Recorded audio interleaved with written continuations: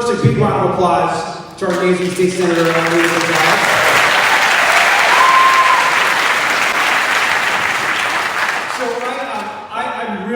I'm really happy to be home. Anytime that I'm home is always a special time. And I also want to thank all of you for being here, because you're not here just at a town hall. You're actually here at a live C-SPAN event that is happening right over here. So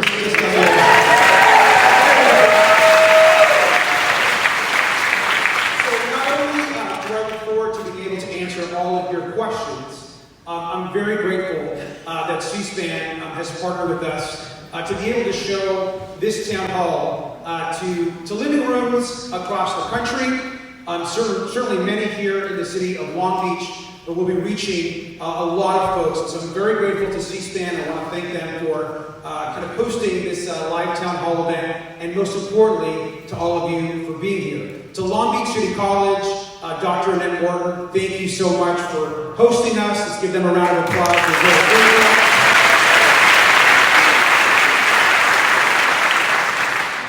To our incredible scouts, our Boy Scouts, our troops, our scouts. Let's give them all a big round of applause. I'm going to say a few things, and then I'm looking forward really to answering all of your questions.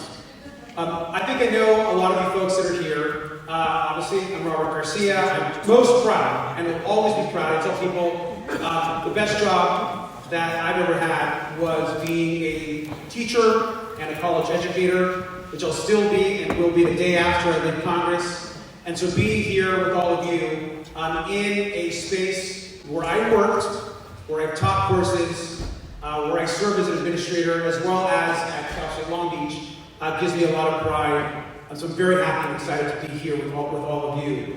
I also think you all know that I had the great honor of serving as mayor of our amazing city. And again, thank you so much for giving me and of course, right now, we are in a very, very serious moment. I was hoping we'd be at a different place, and I think all of you were hoping the same. But we are, and our country is, being attacked. It's being attacked by an authoritarian government, an authoritarian president, the world's richest man on the planet, and extremists who are trying to destroy not just our educational institutions, but our public media, health and the way we provide health care in this country, the support that unions and workers receive, our rights, whether it's rights as women, whether it's rights as students, whether it's First Amendment right to speak out when we disagree with the government, whether it's rights against the LGBTQ plus people, all of our rights, as we know, are actually moving backwards, not forward, for the first time in decades. That's right. That's exactly right. Let me add, which I think is important. We right now are not only having to stand up against a president that likens himself a king, but we're also having to stand up against Republicans in the House and the Senate who have decided to stand with billionaires instead of working people and working families in this country. They want to destroy Social Security. They want to take and cut Medicare as we know it, Medi-Cal here in California. They want to eliminate the Department of Education. They are trying, as we all know, through their DOGE program, to destroy our federal agencies. And they are firing unconstitutionally tens of thousands of federal workers across this country with no remorse and with complete, pure cruelty. We have to stand up in this moment against that type of tyranny.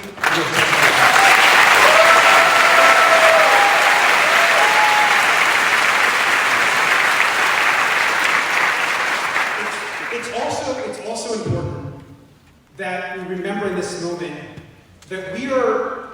And we've always tried to be a good country. We've made a lot of mistakes. We have a lot to account for. We always try to be more just. But over the last 50 years especially, we have worked to advance rights, not take them away.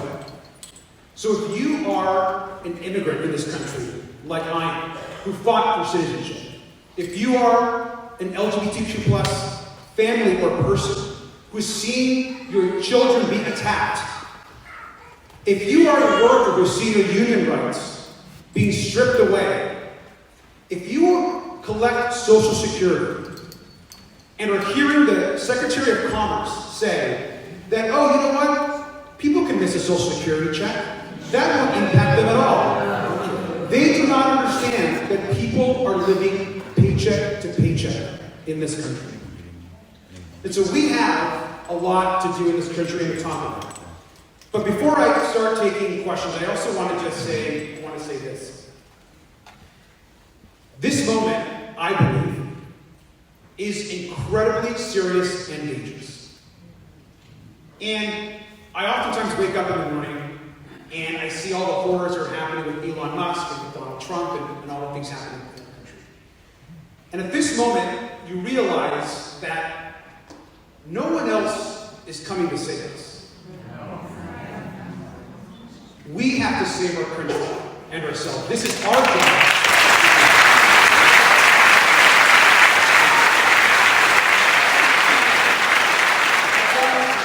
I'll tell you, it's interesting. I think, when I was mayor, I think a lot of folks would say, hey, you're really good at bringing people together and hearing all sides and making sure that we're unified as a city. And I tried to do that whenever I could. That is not this city. And I want to share something really important. I learned really quick in Congress that what I need to do to represent all of you in our community is to fight like hell every day.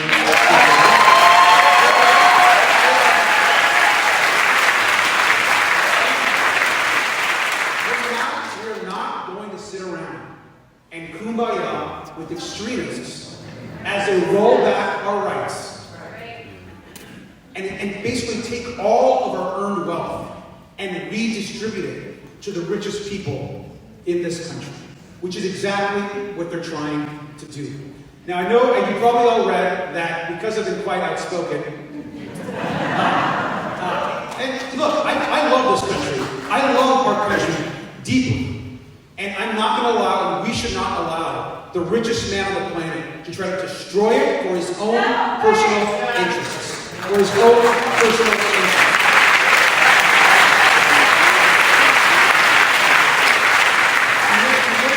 We heard a couple of weeks ago, because I've been very vocal, and I think, as all Democrats should be, by the way, in this moment,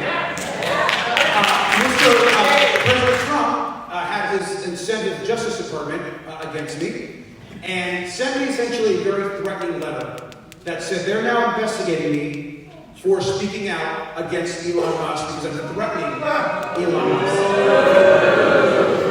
And of course, to that, of course, I've said there's no one that is going to silence me in this moment. We've got to fight back like that. And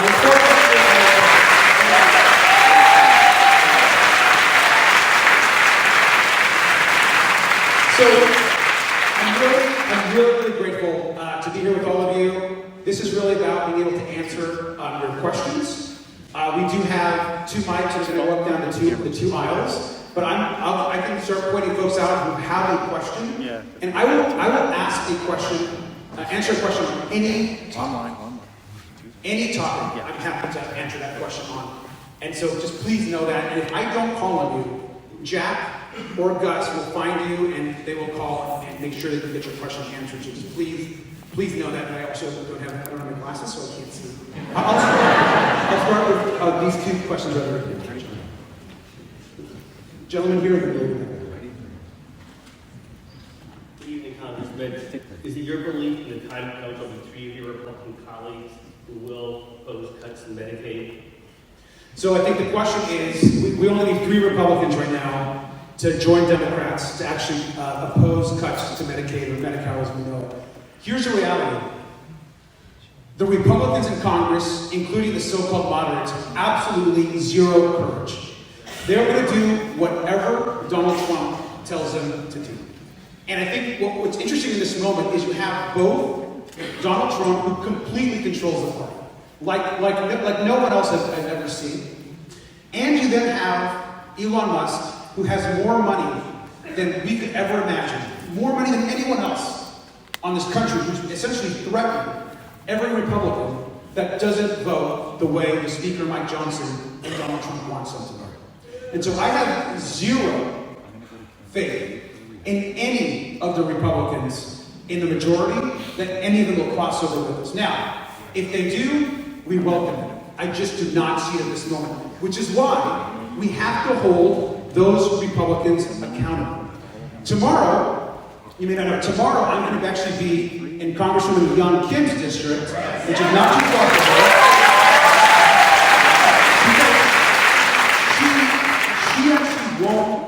She won't go and do a town hall or answer questions from anyone. And so what I've said is I'm going to go hit the road. I love being with all of you, and it's important. But I'm also going to, starting tomorrow, I'll be in Orange County, and we've got a bunch of people coming. I'll be answering their questions. We're going to go out to Ken Calvert's district, out in the Palm Springs desert area.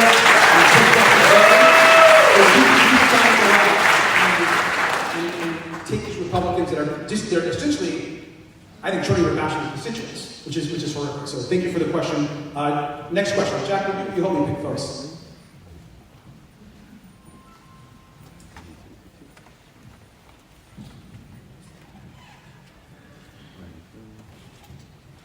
What chance is there that the SAVE Act would actually pass Congress? So the SAVE, the SAVE Act is now taken many forms. Which, can you describe? Show your citizenship. Okay, so that version of it, so it had a couple different names. So look, I think what Elon Musk especially and others in Congress and on the extremist side are trying to do is to actually make it more difficult for anyone to essentially cast a vote. They want to create and put in place all of these restrictions so that it's actually harder for people to vote. In California, you probably all know, and the act that is being talked about right now is essentially a piece of legislation that would restrict folks and their ability to fully and freely vote at the ballot box. In California, we have vote by mail for everyone. We have very easy access where you don't have to go through a bunch of ID checks because our elections are secure. You all know that our registrars and secretaries of state do an amazing job of ensuring that everyone that votes is actually enrolled. In this country, part of what this legislation, this act says, is that only legal citizens can vote. Only legal citizens can vote.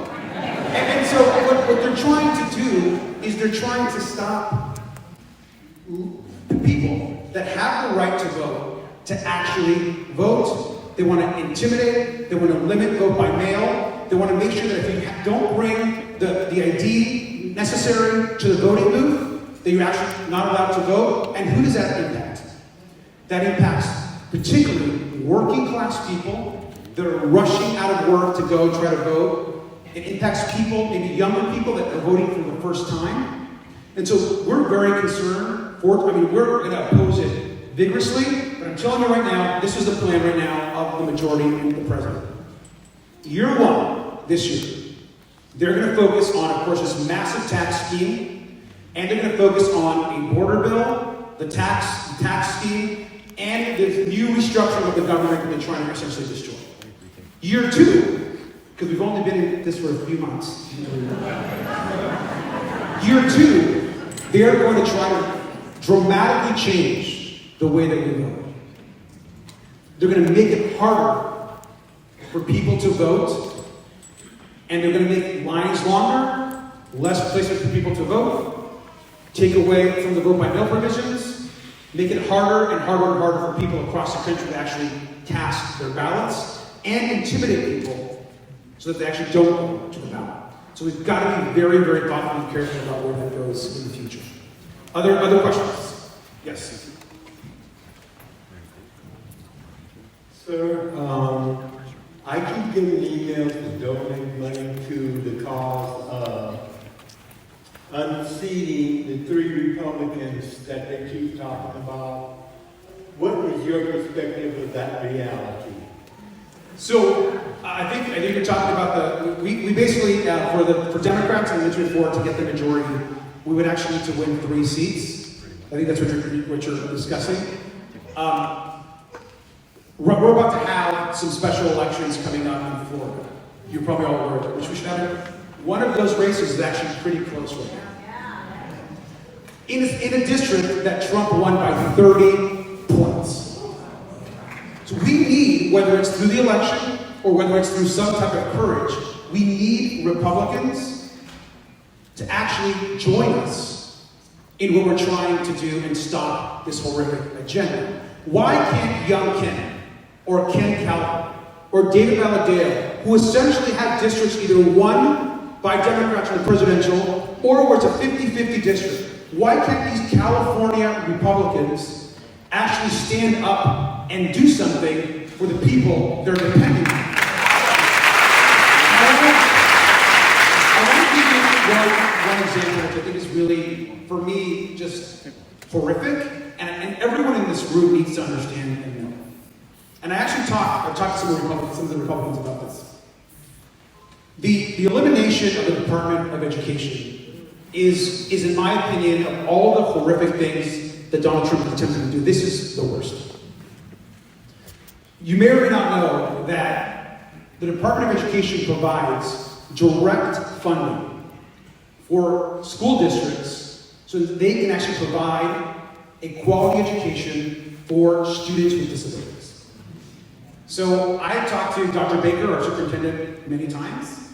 Even before Donald Trump was elected, I would go visit the schools, and they'd always tell me their number one need. If you ask Dr. Baker or any teachers, principals, what's the number one thing the federal government can do to help this school? They're going to tell you, please get us more funding for our students in classes where students are on a special IEP program or some type of program where they need additional support. That is the top thing that we hear that the schools want from the federal government. What they're going to do is Donald Trump first is lying when he says that, well, the money will just go to the states. The money's not just going to go to the states. Maybe some money will go to the states. Maybe some. It's not going to go to the states. Then what will happen is states like California, which actually believe that people should have access to a quality education, will take whatever money is sent by the states and send it to the school districts. It won't be enough. Classes will still get larger, and students will still suffer. What's going to happen in the states where you have Republican conservative governors? What's going to happen is that money will go to the states, and they're going to send it all to private schools. They'll send it to schools that can choose not to educate children who are disabled and who need additional support in the classroom, where teachers are overburdened, where they need more additional help, not less. And so the cruelty of Donald Trump and this administration, they know they're about to rip away the ability for families with kids with disabilities from receiving a real education in their schools. That is exactly what's happening right now because of the elimination of the Department of Education. And that is just one of the horrors that this administration is doing. We know the Department of Education also facilitates and ensures that schools are following and protecting the civil rights of all students. That there's grants that we're giving out to faculty and teachers so that we can improve our public schools. But the thing is that they don't want an educated and informed public. They don't want young people and kids to learn. And so, why I say we need 3 Republican votes, just how cowardly and cruel and inhumane can you be if you're young Kim, if you're Kim Calvert, if you're David Valadao, where you are standing and not saying one word about Donald Trump's elimination of the Department of Education. So we have got to win every seat, and we've got to win the upcoming elections.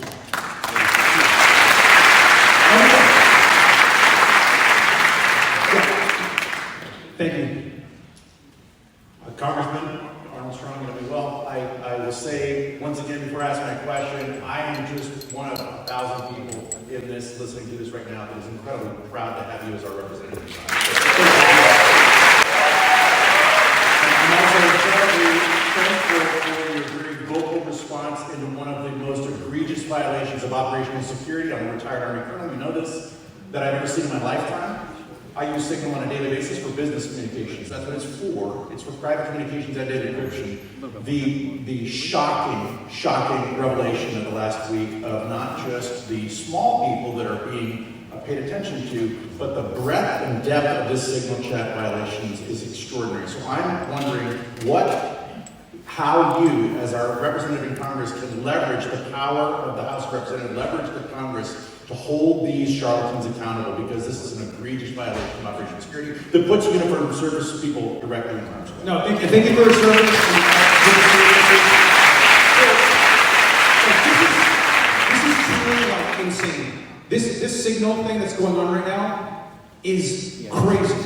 You have the Secretary of State, you have the Secretary of Defense, which are the two top cabinet officials in this country. You have the National Security Advisor. You have the Director of National Intelligence, Tulsi Gabbard. And you have all these folks on an unsecure signaling device. And of course, and the Vice President of the United States. On an unsecure texting device. Signal is an encrypted, if you don't know what it is, it's basically an encrypted texting device, but you're not allowed to have Signal on a federal phone. That is a law. If you have a federal phone, you cannot use Signal. Because it's not secure. So you can use it for personal use, you can use it to communicate however you want. But the idea that they were talking about war plans, that they were talking about the lives of American fighters on the Signal board is a massive breach of national security. The other thing that's really important for us to recognize is we know that some of the folks on the chain were actually not in the country. They were flying other parts of the world. Tulsi Gabbard thinks she may have been flying over Asia at the time. They won't answer questions if anybody was actually in Russia. We have no idea where they were. But we do know that if you're the Secretary of State of the United States, or if you are the Defense Secretary, every single thing that you do, every service that you use, is being monitored by other countries.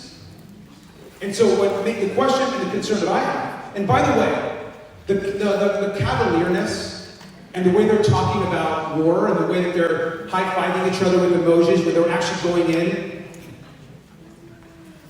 and not telling the American people what's actually happening on the ground should also make us. But the fact that we don't know what else they've communicated on the app. And we don't know what else they're doing in the process. And so it's very concerning. We should call it out. We've been focusing on Pete Hegseth to resign. I hope that the National Security Advisor will resign. I think with enough pressure, they're definitely feeling it. Everything that we're hearing right now is that Donald Trump is fuming inside the White House.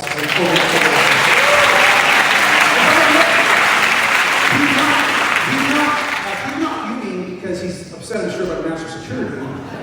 He's fuming because there's a lot of criticism that's happening right now on TV. That's actually why this is doing. Jeff, let's go ahead and get this lady over here. I mentioned over there. And then we'll get the gentleman. Yes. Hi. Well, first of all, thank you for all you're doing. And when you do what the people want, the people support you. Thank you. Now, we're kind of hand-tied with Congress not having the votes and Chuck Schumer selling out. So what I'd like to know is, right now the judicial system is what's kind of keeping Trump in check. What is the plan for when he's not kept in check? Well, I think first, thank you. I think one, we have to be very aware that what Donald Trump is trying to do is trying to destroy all of our institutions. So there's no checks and balances left. I think we can agree that that's what he's trying to do. So think about it. Years ago, he starts by saying it's fake news. That's fake news. And when he first was saying that back in 2016, 2017, we'd all be like, this guy's weird, he's attacking the press all the time. Why is he doing this? Fast forward to today. Trust in the news is at its lowest level. People think the New York Times is fake news. People think what they read in their newspapers now can't be trusted more than ever. And look, by the way, we do know that news media makes mistakes. The New York Times also makes mistakes. Other journalists, but when journalists typically make a mistake, they will typically then correct it. And there's a check and balance system. But the constant attack on the news was Donald Trump's first mission. He was going to damage how people consume information. And he's done it. Now, people don't trust the media. People are getting their news from podcasts and conspiracy theorists. People are getting their news literally from conspiracy theorists that have YouTube pages online. Now, some of the folks online are doing a great job, but some are just telling lies to confuse people. And so that was his first mission. I'm going to damage that institution, which is the institution of the press, and he's succeeded. I don't know if we're going to be able to get back to a day where we can actually tell what the difference between what's fact and fiction. We know what the truth is. But he's telling us that what we think the truth is actually not the truth. And much of his supporters believe it. Next mission. So what else does Donald Trump want to do now? He also understands that the only thing left and the major institution that actually can stop him outside of Congress and the check and balance system, which I could argue is not working right now, is the judicial system. So what is he doing right now to destroy that? Well, we already know what he's done to the Supreme Court and people that he's put on the courts. He is now, right now, attacking the courts, encouraging impeachment of judges that don't support him, and he is going after law firms, large law firms across this country that have actually filed suit against him, and in some cases won cases against him. He is essentially saying that he will destroy these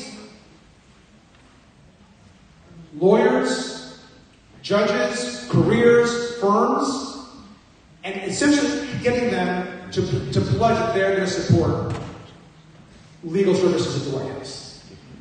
And so that's what he's doing next on the courts. Now, fortunately, vast majority of our courts are standing strong. And I will say, I don't want to let just be a total downer, but right now, the courts, while under massive attack, are actually winning and fighting back.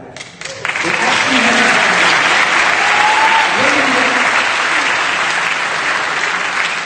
actually winning about the courts, which is actually one of the bright spots. I want to make sure. So some of the recent legal wins that have happened because of the courts. Remember when this was insane? First day in office, Donald Trump says, I'm going to freeze all federal grants to nonprofits. I mean, who does this? It's like crazy, right? Evil. What do? We got pissed. We went all over TV. We all rose up. We called members of Congress. We got engaged. We took it to the courts and we won. That had to be rolled back. Many of his illegal firings have been rolled back by the courts. People are having to be rehired right now. We also got some operations back at USAID that are back up and running. I'm going to talk about USAID in a second. We blocked some of these horrific illegal deportations that are happening right now. So I also want to talk about. And so the courts are actually winning about half of the cases that we, Congress, in our partnerships with some of these other groups, have filed. We have won about half of them. And so there is hope that some of these actions can actually be reversed, but we know they're moving so quickly, it's hard to rebuild once they've been destroyed so effectively. I want to mention one thing about USAID. And as I do it, Jack and Press, go and find the next person that we want to do the next question for. Maybe one of the gentlemen over here would be great. And then I'll come back over here. Let me mention about USAID. We spend less than 1% of our entire federal budget on foreign aid. Less than 1%. Why do we spend money on foreign aid? We spend money on foreign aid because we know it's good for our national security, because we know it's good for relationships in other countries, and God forbid we do it because we should want to help people that are starving and that are living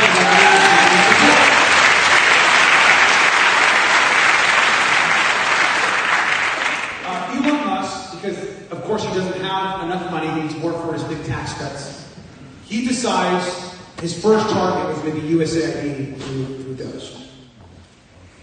When he essentially cut and stopped all contracts with USAID, we in the United States have lost massive credibility across the world. Right now, as we're sitting here in this town hall, there are people in other countries that are staring at American warehouses full of food and that are starving because they actually can't have access to the food that is rotting inside our warehouses in other parts of the country.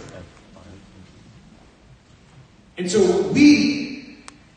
and even when they say, oh, we'll reopen the warehouses back, we'll send someone, they go, there's no one to open the warehouse back. The food's already rotted. And so what we have done is we've gone into villages, into communities across the world, as Americans, with a moral purpose, and said, we're here, we're going to help.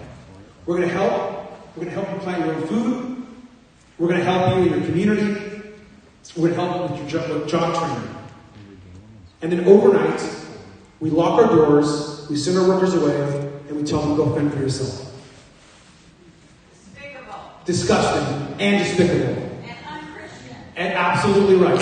Absolutely right. All of those things. And let me say this, and what makes me so disgusted is that the richest person on the planet, who has more wealth accumulated than anyone else could ever imagine, knows that there are starving people that are dependent on USAID, and yet he makes that his first target because he doesn't believe that we should have foreign aid. Now look, he'll say, I understand. Well, there's some contracts here or there that we need to fix, or this is a mistake, we're sending money here. Let's be clear.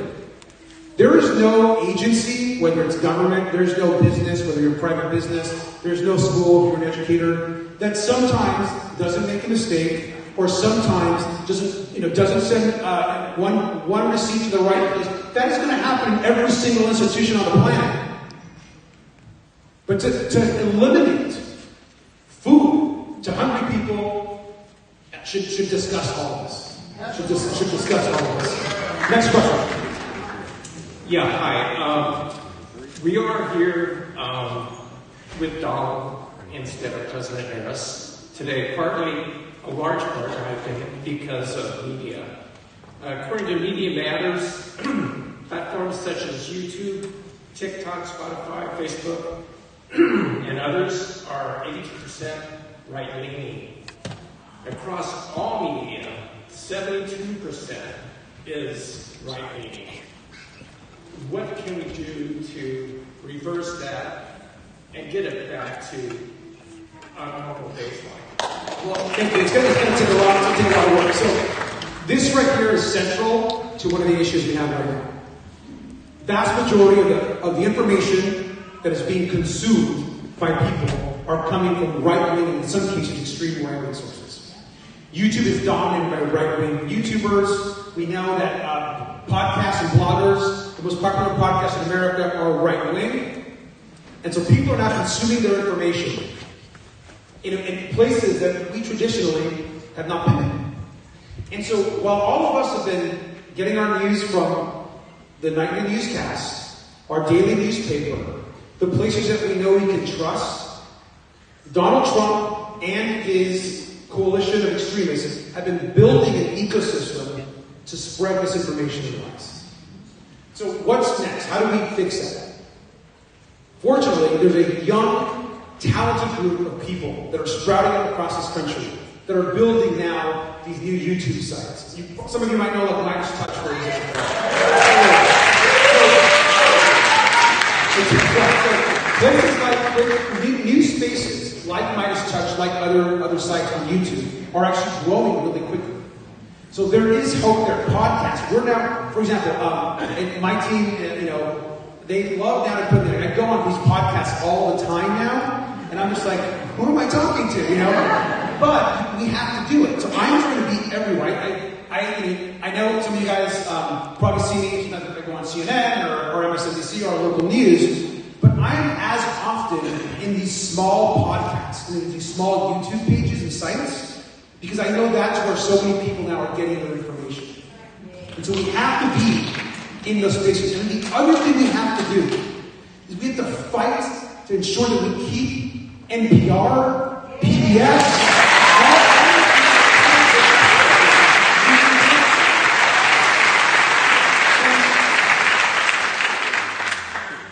we should be funding unbiased reporting, news from journalists. And please, I also say, if you don't support your local news organization, if you have a subscription to some organization, I encourage you to do so.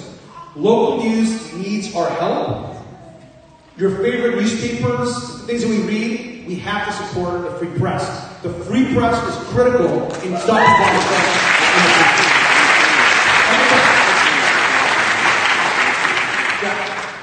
Okay, go ahead.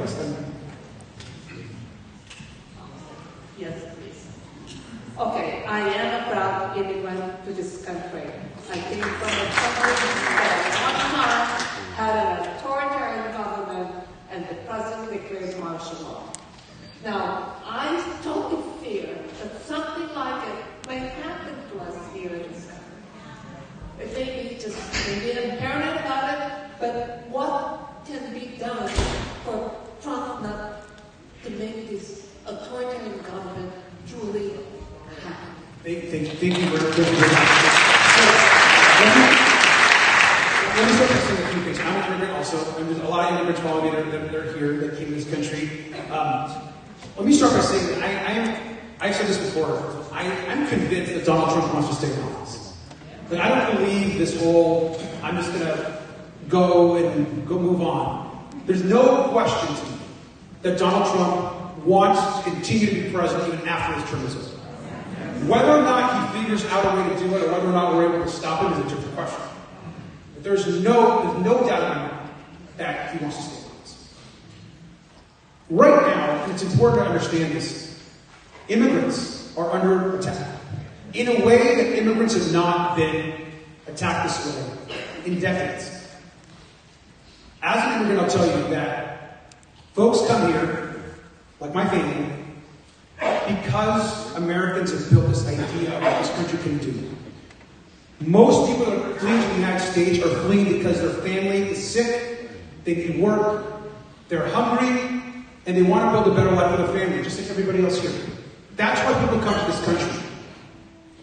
Imagine an America where we welcome people from across the world that are fleeing from authoritarian governments, that are fleeing for a better life, where they want to work and bring their talents and share those talents and build community with all of us. That's the America that we should be fighting for and striving for. Right now,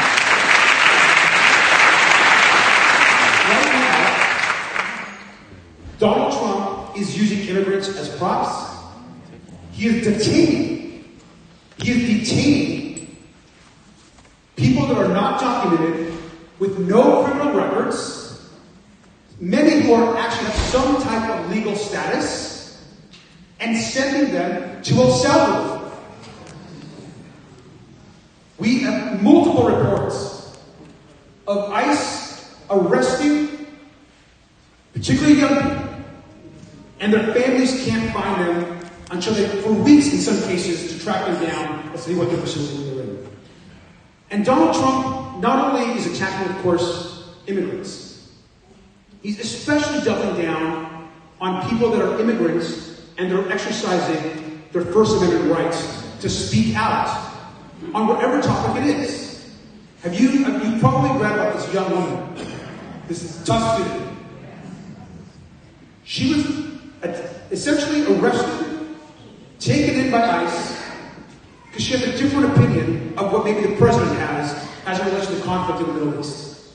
And regardless of what one believes in their opinion of the conflict, every single American, students and non-citizens, if you're a student, you have the right to your First Amendment speech.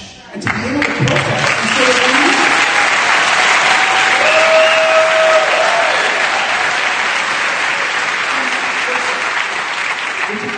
It's incredibly disturbing about this incident is, look, clearly, college campuses should be safe spaces for everyone, for every student.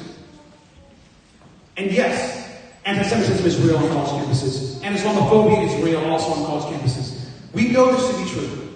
But as an educator, it boils my blood when you tell these students that they don't have a right to speak out because they believe in something. And now people are being arrested because of their beliefs on college campuses. And in some cases, not just arrested, but they're actually being detained and sent to ICE facilities. So what we have to do is speak out. We've gotten some people released, but we have to continue to speak out every single time this happens. And in some cases, we are sending lawyers to some of these facilities and getting people out as well. So we'll continue that work.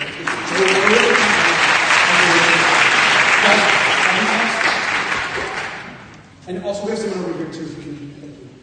We'll go, Jack over here and then over here. Thank you. Jack. Congressman Garcia, we, the brothers and sisters of labor, our question is,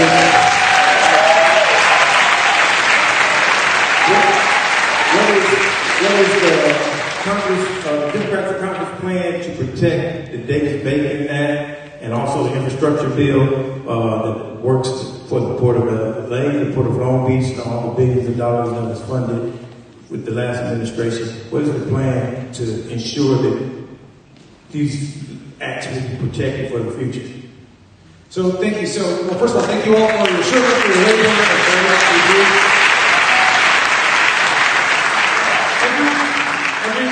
Every single man and woman in this country that's a worker should have the right and the ability to form a union and organize their workers in the workplace.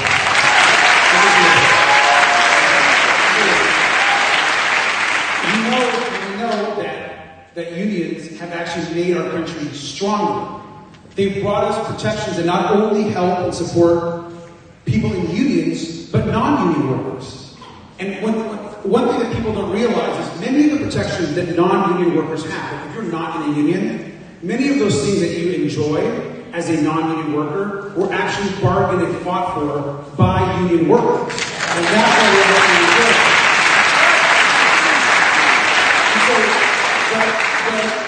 Just a day ago, the Trump administration actually made the unilateral decision to essentially end collective bargaining for federal workers, which is unconstitutional and illegal. But he essentially said and made the point that I don't believe there should be any representation for any worker at the federal level, and of course he believes that across the country, and we know that to be true. That immediately, of course, got a response from many of us, and certainly it's now in the courts. We think we'll win that case. But at this moment, worker rights and union rights are also dramatically under attack. They want to essentially take away collective bargaining from workers. They're taking cases to the labor board, which is now, of course, going to be a bunch of friendly Trump appointees. And they'll do everything they can to damage the ability for workers to also pool their resources and to speak as a collective voice. So we have an enormous amount of work to do. And where workers should be organizing right now, often people say, what can I do right now? I feel helpless. Get involved in local government. Get involved in state government. We have to continue to organize in our cities and in our states to support, particularly when the federal government is choosing not to engage. Those are places that we can support. So trust me, we've got to pass the PRO Act. When we get a Democratic president and a Democratic majority in Congress, we will pass the PRO Act, which is the most pro-labor legislation out there, to support all of you, the work that you're doing, and ensure that you have the ability to collectively bargain and get jobs consistently, but also dignity in the workplace. So thank you all for everything that you do. Next question. Hello, thank you. Thank you. You mentioned being a college educator and the things happening around free speech for students in our country. I, as a college-age individual, look around and I'm a little devastated to not see more young faces. And I want to know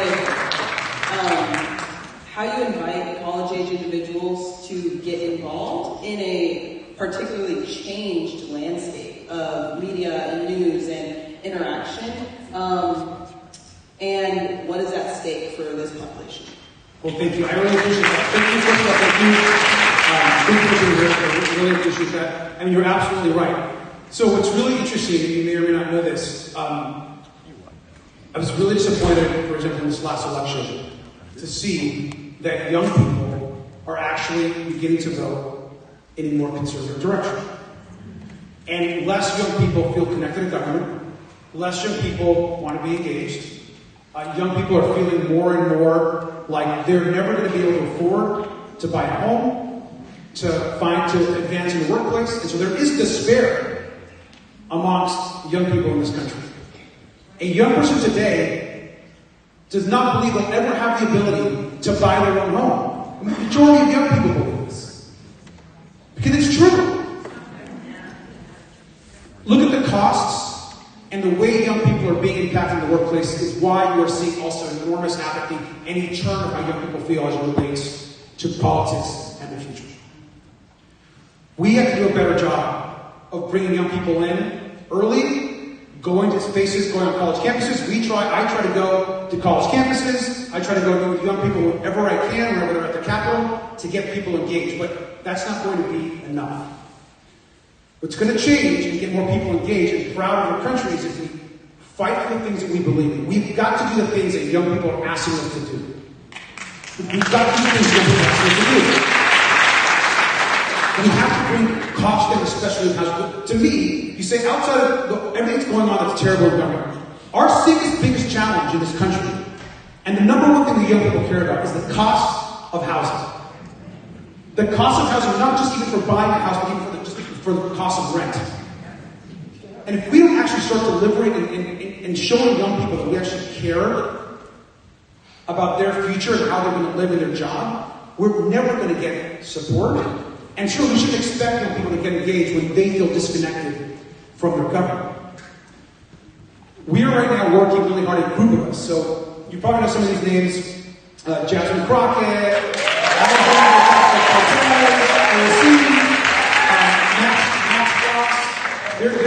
I will tell you this, there's a group of newer and younger members of Congress that are beginning to lower that age group down, that are aggressive, they have a lot of fire, they don't believe in the way things have always been, they're willing to fight really hard, and the questions that we're telling our older colleagues, and who we love, and of course a lot of them served for a long time, is that things cannot stay the same. Things cannot stay the same. When you see the recent rallies that AOC and Bernie have been hosting,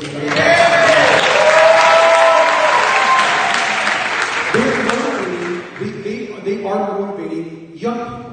And you don't have to agree with every single thing that Bernie wants to do to recognize that what they're doing is they're doing something that I believe is the Democratic message. We should be listening, because people say, what's the message? The message is that right now it's all of us versus the billionaires who want to take more of our hard-earned money so they can give themselves larger tax cuts. Why?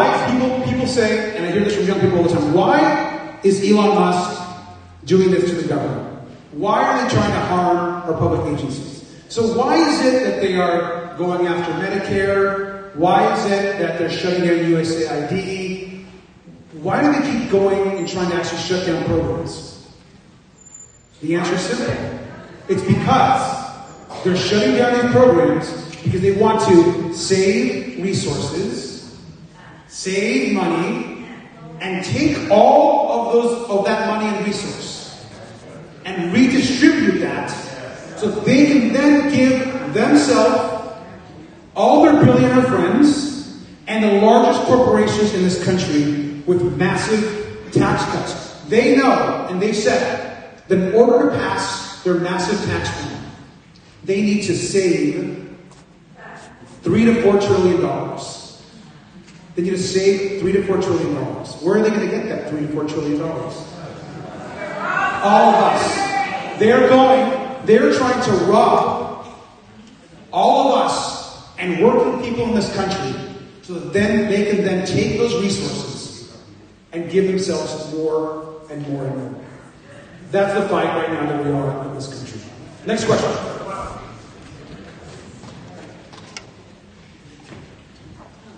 So we'll move folks back over here. Oh no, this is the get to the back. Okay. Hi, my name is Nikki. I'm actually the student body president at Cal State Long Beach. Thank you for being here. I too would love to have seen more college students here as well, since so many of us so many students on our campus are scared. They want to feel secure. A lot of us are unsure. And I guess my question is, with the current threat of federal endowment losses and research funding cuts, many students at CSULB are scared and frustrated that the academic programs and opportunities that we rely on are at risk. As our representative, what concrete steps will you take to help protect federal funding for higher education and ensure that students, particularly at public universities like ours, aren't the ones paying the price? Great question. So I think we're probably aware that right now one of the key cuts that Elon Musk and Doge is trying to make is to actually cut any sort of federal funding to universities. And what they're saying is that if you're a university that supports diversity, equity, or inclusion, then you're not eligible to receive funds. That's part one. That's one. Then the second way they're denying funds for universities is they're saying, if you don't control your students in the way we want you to control your students, or your students aren't saying what we want them to say, or they're troublemaking students, then we also may pull your funding.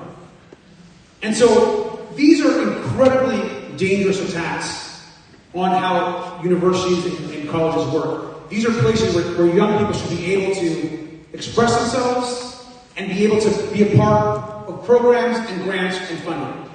Right now, he's already going after universities in California and universities across the country. And people may think, oh gosh, they don't need that $50 million research grant. That just seems like a waste.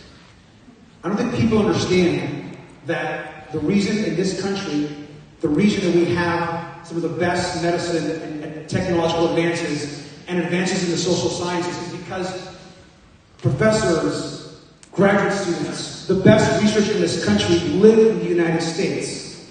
People from around the world come to our universities to learn, to contribute, to create research, and that research actually changes people's lives. Whether it's in economics, whether it's in health, whether it's in climate work. And so what he's again doing, he's trying to damage people's ability to learn and be educated. And he's trying to encourage universities from not supporting any type of programs around diversity, or as they call them, DEI. What is wrong with diversity and inclusion? What's wrong with diversity and inclusion?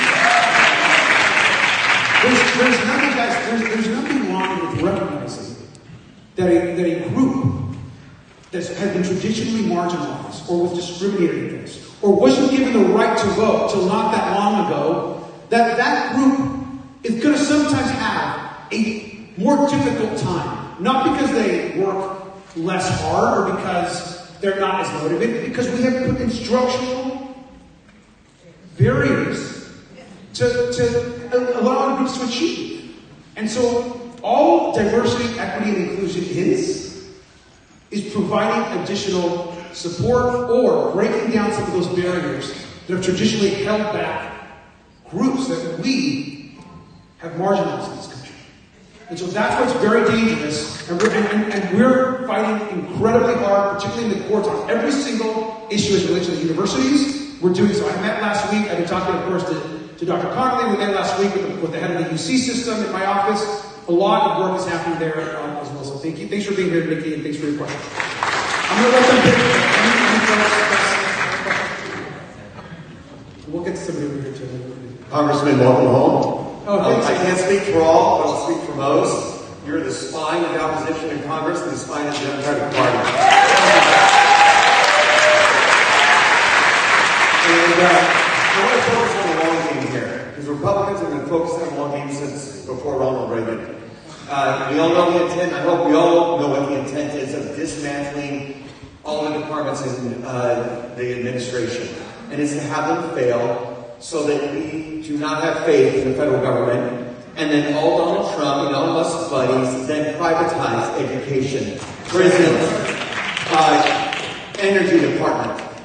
So as the opposition currently in Congress, which we all have your back, by the way, what is the long game here in the Democratic Party and as an opposition? Because all these are going to fail and it's going to turn. Because we got 4 more years of this, folks. We just got started on this track. So what is the Democratic long game here? This is a good question. Okay, so first, I think we have to recognize that right now the Democratic Party is broken. Recognize that us as a party, including myself, the party was not ready and not prepared for the moment, and that we, as a particular party, the party mechanism has been unwilling, I think, to take the fight in the way necessary that people want to see. I've always been a supporter. I'm a supporter of the party. I've worked hard to uplift candidates, but I've never been more disappointed. I've never been more hurt or disappointed by our own party than I am right now. It's not that I don't believe in the principles of the party that I represent. It's not that I don't believe in the mission of what the Democratic Party believes in. But what I understand very clearly is that we did not meet the moment. We're not meeting the moment. And so that's the truth. And so what I think, one of the faults, what I think has happened, and I think some things are changing. We have for too long focused on respectability politics. Too long. For too long, we've always tried to do the right thing. To be the kindest. To say, well, these people are crazy, we're not going to be like that. Or, oh, we're going to be the ones that are going to tell you like it is and go in and debate. We're going to promote bipartisanship. We're going to be the first to reach over the aisle and bring folks in. Guys, those days are over. Those days are over.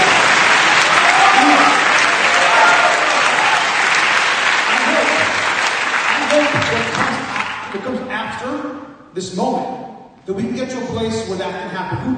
We all wish we can get to a place where this country can go back together. But what I've learned right now is that we have to match and meet what the Republicans are doing. We have to match the energy.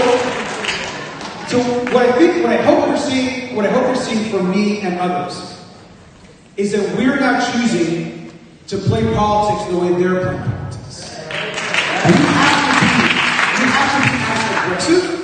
We have to stop. Of course, I'm not trying to use too many metaphors because I get in trouble. They try to arrest me. But we honestly have to match.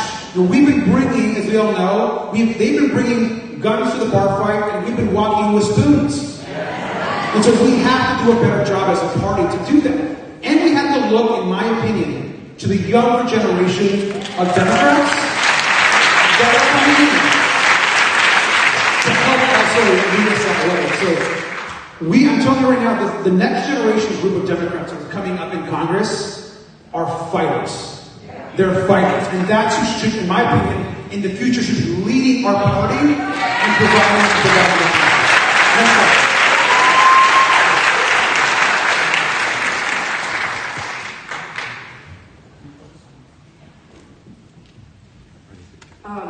So this touches on what you just spoke on, but we all see that the administration is moving fast and breaking things. It's awful but expected. We know that the Democrats are limited in what they can do, but that doesn't mean that they're powerless. A number of Democrats like yourself, Al Green, Jasmine Crockett, Bernie, AOC, and others have been stepping up and using that power and their voices to fight back. And what has me so disappointed and angry is that our own Democratic leadership is absolutely failing us. Chuck Schumer and Hakeem Jeffries would rather play along with Republicans, and Hakeem Jeffries in particular would rather slap down the House Democrats who are trying to rise to the moment than join them. And my question is, how do we deal with the leadership that are kneecapping the efforts to fight? And is there anything currently being done to push them to grow a set and stand up? Thank you.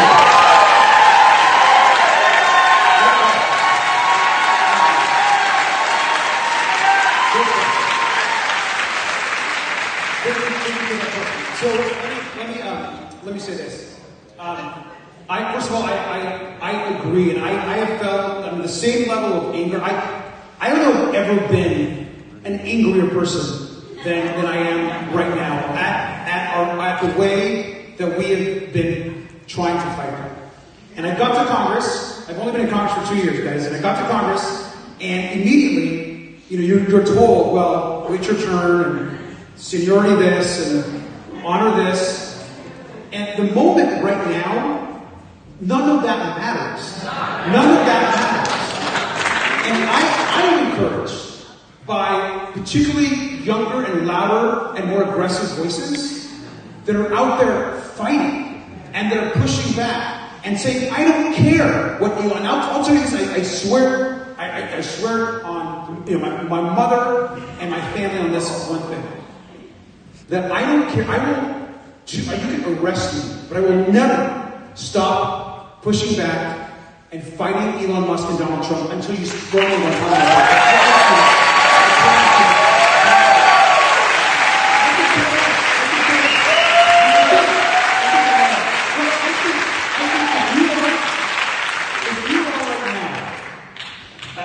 In Congress, and you're not, this is the moment, if you are not in Congress and you're not willing to stand up and understand that our democracy and everything that we love about this country is actually in danger, then step away for someone that is willing to do that. You have 2 people in this country that are not actually standing up and bringing the fire. So I will say this, and I promised for the purposes of our televised town hall, I'm going to wrap this up here at this time. But let me say this and close. Let me say this and close. I want you all to know that the reason why I'm able to honestly get up in the morning and just fight and feel like I can take this on, I can call Elon Musk out, I can take on Donald Trump and get all crazy with Marjorie Taylor Greene and push back. Listen, Nancy Mace is trying to censure me. Donald Trump is trying to arrest me. Elon Musk has promised us in a primary in the next election. And what I say is that if these are my enemies' lists, we're probably doing something.